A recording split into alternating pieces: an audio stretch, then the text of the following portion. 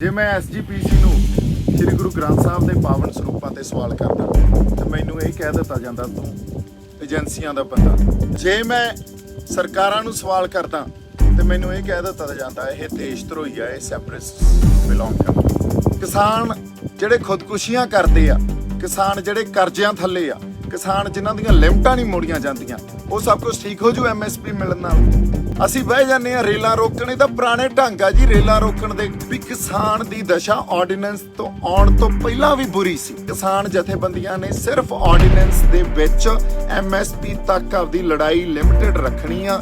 ਇਹ ਕਿਉਂ ਰੱਖਣੀ ਆ ਇਹਦਾ ਮੈਨੂੰ ਨਹੀਂ ਪਤਾ। ਇਹਨਾਂ ਦੇ ਕੋਈ ਰਾਜਸੀ ਸਰੋਕਾਰ ਵੀ ਹੋ ਸਕਦੇ ਆ। ਜਿੱਤੇ ਅਸੀਂ ਬੰਦ ਕਮਰਿਆਂ 'ਚ ਸਰਕਾਰਾਂ ਨਾਲ ਮੀਟਿੰਗਾਂ ਕਰਨੀਆਂ ਸ਼ੁਰੂ ਕਰ ਦਿੰਨੇ ਆ ਨਾ, 50% ਦਾ ਸੰਘਰਸ਼ ਉੱਥੇ ਹੀ ਅਸੀਂ ਵੇਚ ਦਿੰਨੇ ਆ। ਕਹਿ ਦੋ ਜਿਹਦਾ ਮਰਜ਼ੀ ਬੰਦਾ ਮੈਂ, ਅੱਜ ਤੋਂ ਬਾਅਦ ਮੈਂ ਸਫਾਈ ਵੀ ਨਹੀਂ ਦੇਣੀ। ਪੰਜਾਬ ਕੱਲਾ ਦਿੱਲੀ ਘੇਰ ਲੂਗਾ ਤਾਂ ਇਹ ਪੋਸੀਬਲ ਨਹੀਂ ਆ। ਦੀਪ ਸਿੱਧੂ ਹੁਣ ਪੰਜਾਬ 'ਚ ਇੱਕ ਅਜਿਹਾ ਚਿਹਰਾ ਬਣਦਾ ਜਾ ਰਿਹਾ ਹੈ ਜਿਸ ਨੇ ਕਿਸਾਨਾਂ ਦੇ ਹੱਕ ਲਈ ਸਾਂਝੀ ਲੜਾਈ 'ਚ ਇੱਕ ਵੱਖਰੀ ਪਛਾਣ ਬਣਾ ਲਈ ਹੈ। ਸਿੱਧੂ ਨੇ ਇੱਕ ਤਾਜ਼ਾ ਵੀਡੀਓ ਆਪਣੇ ਸੋਸ਼ਲ ਮੀਡੀਆ ਅਕਾਊਂਟ ਤੇ ਪਾਈ ਹੈ ਜਿੱਥੇ ਉਸ ਵੱਲੋਂ ਪੰਜਾਬ 'ਚ ਐਮਰਜੈਂਸੀ ਦੇ ਮਾਮਲੇ ਤੇ ਵੱਡਾ ਖੁਲਾਸਾ ਕੀਤਾ ਗਿਆ ਹੈ।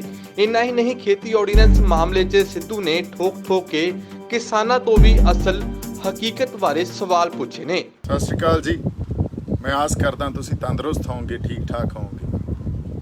ਕੁਝ ਦਿਲ ਦੀਆਂ ਗੱਲਾਂ ਤੁਹਾਡੇ ਨਾਲ ਸ਼ੇਅਰ ਕਰਨੀਆਂ ਸੀ।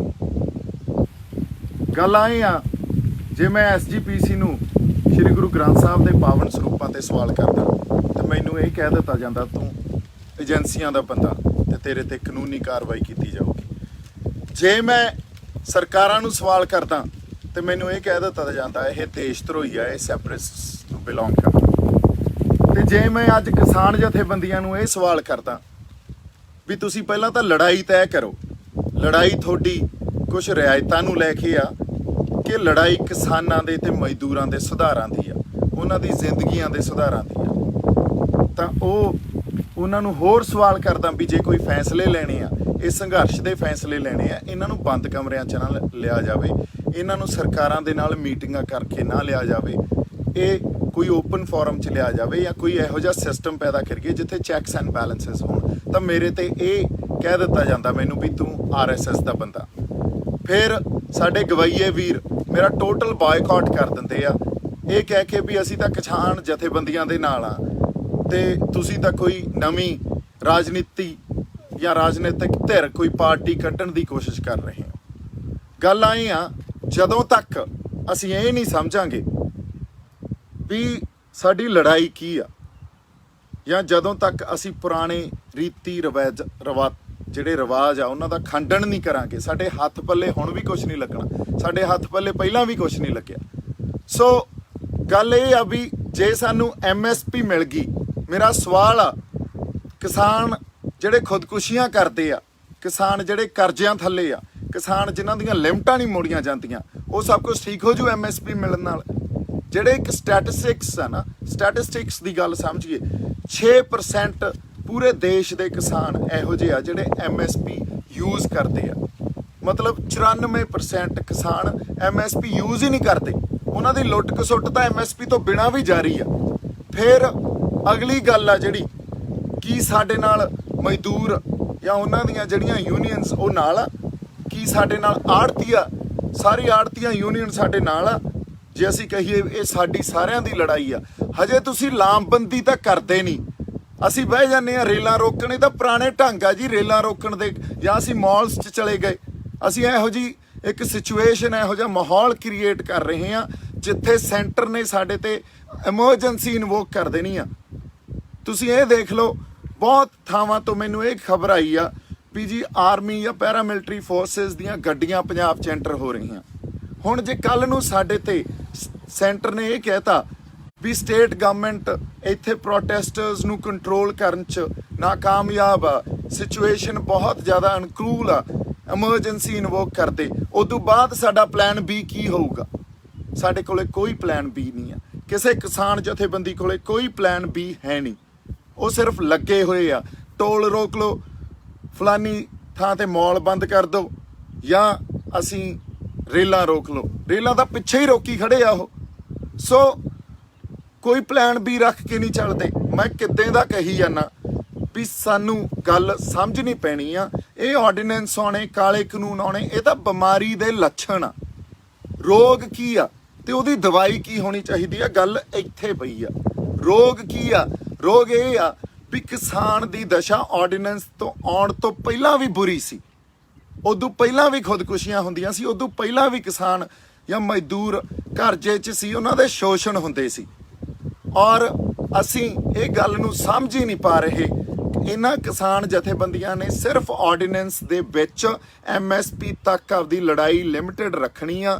ਇਹ ਕਿਉਂ ਰੱਖਣੀ ਆ ਇਹਦਾ ਮੈਨੂੰ ਨਹੀਂ ਪਤਾ। ਇਹਨਾਂ ਦੇ ਕੋਈ ਰਾਜਸੀ ਸਰੋਕਾਰ ਵੀ ਹੋ ਸਕਦੇ ਆ, ਇਹਨਾਂ ਦੇ ਕੋਈ ਆਪਸ ਕੋਈ ਪੋਲੀਟੀਕਲ ਐਸੋਸੀਏਸ਼ਨ ਜਾਂ ਮੰਨ ਲਓ ਅਹੁਦਿਆਂ ਦੇ ਸਰੋਕਾਰ ਵੀ ਹੋ ਸਕਦੇ ਆ। ਸਾਰੇ ਨਹੀਂ, ਸਾਰੀਆਂ ਜਥੇਬੰਦੀਆਂ ਦੇ ਸਾਰੇ ਲੀਡਰ ਇੱਕੋ ਜਿਹੇ ਨਹੀਂ ਆ, ਇਹ ਵੀ ਮੈਂ ਗੱਲ ਮੰਨਦਾ। ਪਰ ਜਦੋਂ ਤੱਕ ਅਸੀਂ ਪੂਰਨ ਤੌਰ ਤੇ ਇਹ ਗੱਲ ਨੂੰ ਸਮਝ ਕੇ ਖੰਡਨ ਨਹੀਂ ਕਰਾਂਗੇ, ਪੁਰਾਣੇ ਰੀਤੀ ਰਿਵਾਜਾਂ ਦਾ ਖੰਡਨ ਨਹੀਂ ਕਰਾਂਗੇ, ਉਹਨਾਂ ਨੂੰ ਚੈਲੰਜ ਨਹੀਂ ਕਰਾਂਗੇ, ਤੇ ਕੋਈ ਇਹੋ ਜਿਹਾ ਢਾਂਚਾ ਨਹੀਂ ਸਿਰਜਾਂਗੇ ਜਿੱਥੇ ਸਹੀ ਅਸਲ ਤੌਰ ਤੇ ਕਿਸਾਨਾਂ ਦਾ, ਮਜ਼ਦੂਰਾਂ ਦਾ ਜਾਂ ਹੋਰ ਸਾਰੇ ਵਰਗਾਂ ਦਾ ਕੋਈ ਭਲਾ ਨਾ ਹੋ ਸਕੇ, ਉਦੋਂ ਤੱਕ ਜੇ ਅਸੀਂ ਕਹੀਏ MSP ਲੈ ਕੇ ਬਹਿ ਜਾਾਂਗੇ, ਇਹ ਕੋਈ ਪ੍ਰਾਪਤੀ ਨਹੀਂ ਆ। ਫਿਰ ਲੋਕ ਤੁਹਾਡੇ 'ਚ ਕਿਸਾਨ ਜਥੇਬੰਦੀਆਂ ਨੂੰ ਮੇਰੀ ਬੇਨਤੀ ਆ ਹੱਥ ਜੋੜ ਕੇ ਵੀ ਤੁਹਾਡੇ 'ਚ ਐਡਾ ਵੱਡਾ ਆਪਦਾ, ਮੈਂ ਵੀ ਕਹਿਣਾ ਮੈਂ ਤੁਹਾਡੇ ਨਾਲ ਆ, ਐਡਾ ਵੱਡਾ ਆਪਦਾ ਭਰੋਸਾ ਤੁਹਾਡੇ 'ਚ ਦੇਤਾ, ਐਡੀ ਵੱਡੀ ਆਸ ਆ ਉਹਨਾਂ ਨੂੰ ਤੁਹਾਡੇ ਤੋਂ, ਬਿਕੋਜ਼ ਤੁਸੀਂ ਐਕਤੀ ਲਾਓਗੇ, ਤੁਸੀਂ ਪੰਜਾਬ ਲਈ, ਇਸ ਧਰਤੀ ਲਈ, ਸਾਡੇ ਲੋਕਾਂ ਲਈ ਕੁਝ ਲੈ ਕੇ ਡਿੱਗੋਗੇ। ਪਰ ਤੁਸੀਂ ਬੈਠੇ ਹੋ MSPਆਂ ਤੇ, ਤੁਸੀਂ ਬੈਠੇ ਹੋ ਵੀ ਸਰਕਾਰਾਂ ਨਾਲ ਮੀਟਿੰਗ ਕਰ ਲਈਏ। ਜਿੱਦਾਂ ਅਸੀਂ ਬੰਦ ਕਮਰਿਆਂ 'ਚ ਸਰਕਾਰਾਂ ਨਾਲ ਮੀਟਿੰਗਾਂ ਕਰਨੀਆਂ ਸ਼ੁਰੂ ਕਰ ਦਿੰਨੇ ਆ ਨਾ, 50% ਦਾ ਸੰਘਰਸ਼ ਉੱਥੇ ਹੀ ਅਸੀਂ ਵੇਚ ਦਿੰਨੇ ਆ। ਉੱਥੇ 50% ਸੰਘਰਸ਼ ਤਾਂ ਖਤਮ ਹੋ ਜਾਂਦਾ। ਹੁਣ ਗੱਲ ਇਹ ਆ, ਜਾਂ ਤਾਂ ਆਪਦੇ ਜ਼ਮੀਰਾਂ ਦੀ, ਅਸੀਂ ਆਪਦੇ ਆਤਮਾ ਦੀ ਆਵਾਜ਼ ਸੁਣ ਕੇ ਅਸਲ ਗੱਲ ਨੂੰ ਸਮਝ ਕੇ ਲੜਾਈ ਲੜੀਏ, ਤੇ ਜਿਹੜੀ ਰੂਹ, ਜਿਹੜਾ ਬੰਦਾ ਆਪਦੇ ਜ਼ਮੀਰ ਦੀ, ਆਪਦੇ ਅੰਦਰ ਦੀ ਆਵਾਜ਼ ਸੁਣ ਕੇ ਇਸ ਲੜਾਈ 'ਚ ਲੜੂਗਾ, ਮੈਂ ਉਹਦੇ ਨਾਲ ਆ। ਮੈਂ ਤਾਂ ਜੀ ਤੁਰ ਪਿਆ। ਹੁਣ ਤੁਸੀਂ ਕਰ ਲਓ ਜਿਹੜਾ ਮੇਰਾ ਵਿਰੋਧ ਕਰਨਾ, ਭੰਡ ਲਓ ਜਿੰਨਾ ਭੰਡਣਾ, ਕਹਿ ਦਿਓ ਜਿਹਦਾ ਮਰਜ਼ੀ ਬੰਦਾ ਮੈਂ। ਅੱਜ ਤੋਂ ਬਾਅਦ ਮੈਂ ਸਫਾਈ ਵੀ ਨਹੀਂ ਦੇਣੀ, ਕੋਈ ਸਫਾਈ ਨਹੀਂ ਦੇਣੀ। ਇਸ ਕਰਕੇ ਨਹੀਂ ਦੇਣੀ ਕਿਉਂਕਿ ਮੇਰਾ ਟੀਚਾ ਕੁਛ ਹੋਰ ਆ। ਮੇਰੀ ਲੜਾਈ ਸਾਡੀ ਧਰਤੀ ਖਾਤਰ, ਸਾਡੇ ਲੋਕਾਂ ਖਾਤਰ ਆ। ਤੁਸੀਂ ਤਾਂ ਮੈਨੂੰ ਉਲਝਾਈ ਰੱਖੋਗੇ। ਮੈਂ ਤਾਂ ਤੀਜੇ ਕੁ ਦਿਨ ਮੇਰੇ ਤੇ ਕੋਈ ਨਵਾਂ ਸਵਾਲ ਖੜਾ ਕਰ ਦਿੰਦੇ ਹੋ। ਇੱਕ ਗੱਲ ਸਮਝਣ ਦੀ ਜ਼ਰੂਰਤ ਆ ਵੀ ਜਦੋਂ ਲੜਾਈ ਸਰਕਾਰਾਂ ਦੇ ਖਿਲਾਫ ਲੜੀ ਜਾਂਦੀ ਆ ਨਾ, ਇਹੋ ਜੀ ਰਾਜਸੀ ਧਿਰਾਂ ਦੇ ਖਿਲਾਫ, ਸਟੇਟ ਦੇ ਖਿਲਾਫ ਲੜੀ ਜਾਂਦੀ ਆ, ਉਦੋਂ ਵੱਖ-ਵੱਖ ਜਗ੍ਹਾ ਤੇ ਵੱਖ-ਵੱਖ ਮੋਰਚੇ ਵਿੱਢਣੇ ਪੈਂਦੇ ਹੁੰਦੇ ਆ। ਪਰ ਸਾਡਾ ਟੀਚਾ ਇੱਕੋ ਹੀ ਹੁੰਦਾ। ਸਾਡਾ ਟੀਚਾ ਇਹੀ ਹੁੰਦਾ ਵੀ ਸਰਕਾਰਾਂ ਨੂੰ ਬੈਕਫੁੱਟ ਤੇ ਲੈ ਕੇ ਆਈਏ, ਸਰਕਾਰਾਂ ਦੀ ਮਜਬੂਰੀ, ਕੋਈ ਰਾਜਸੀ ਮਜਬੂਰੀ ਖੜੀ ਕਰ ਦਈਏ।